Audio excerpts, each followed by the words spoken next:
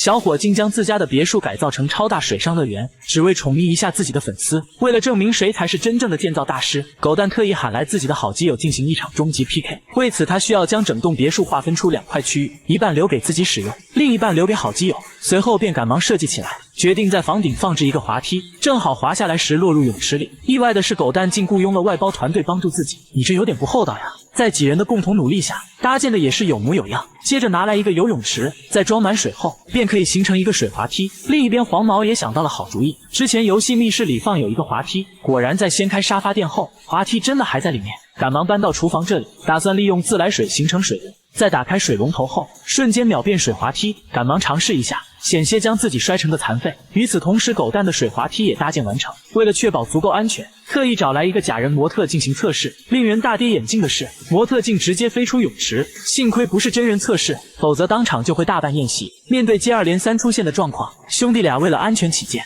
特意来到大型水上乐园进行实地考察。两人疯狂地体验着各种游乐设施，并且记录着各种注意事项，甚至邀请众多小朋友一起出谋划策，并且成功吸纳了他们的意见。回到家后便忙着重新改造起来。狗蛋这边采用了更大的泳池，这样无论多大的冲击力都能确保人会掉落进泳池里。再将滑梯重新装饰一番，瞬间变得耳目一新。这次狗蛋亲自进行尝试，真是太刺激了，体验感完全不输大型游乐园。另一边，黄毛再次展现拆家小能手的称号，肆意地破坏着家中的结构。接着找来一个巨型管道，并且切割成2半，将它们分别安装在之前楼梯的位置，形成一个超大坡道。随后找来粉色防水布铺满整个过道，他也亲自进行了尝试，这玩意竟然还带弹力效果。黄毛非常满意。接下来狗蛋打算将别墅布置成海边沙滩的样子，在施工队的一顿操作下，将整个房间铺满沙子，而黄毛则打算将地下室打造成梦境幻灯厅。于是两人赶忙去采购一下物资，很快便满载而归。在一番布置过后，整个房间简直焕然一新，终于可以躺下来好好享受一番了。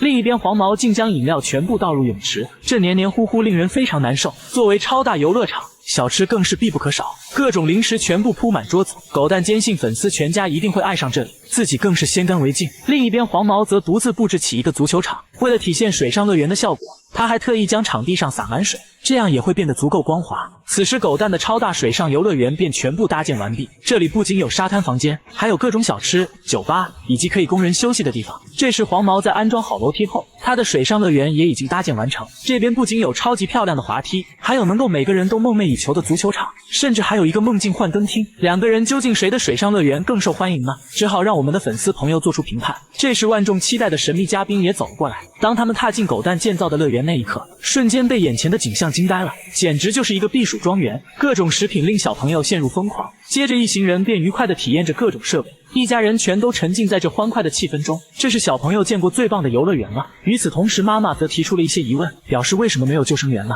这一问题也令狗蛋无言以对。接着便来到黄毛的游乐园里，全家人更是对黄毛的设计赞不绝口，每一处的设计都是那么的令人心旷神怡。小朋友更是对粉色滑梯爱不释手。为了展示自己的创作成果，黄毛亲自上去为他们体验一番。尽管整个过程滑稽不已，然而全家人依旧给出了较高的评价。在经过一场足球友谊赛过后，全家人终于体验完了所有的娱乐项目，也终于到了做出最终评判的时刻。综合各种考虑过后，一家人觉得狗蛋的设备并不是足够安全，并且小朋友尤其喜欢黄毛的粉色滑梯。毫无疑问，最终胜出的是黄毛。恭喜黄毛赢得了今天挑战的胜利。那么问题来了，你更喜欢谁建造的水上乐园呢？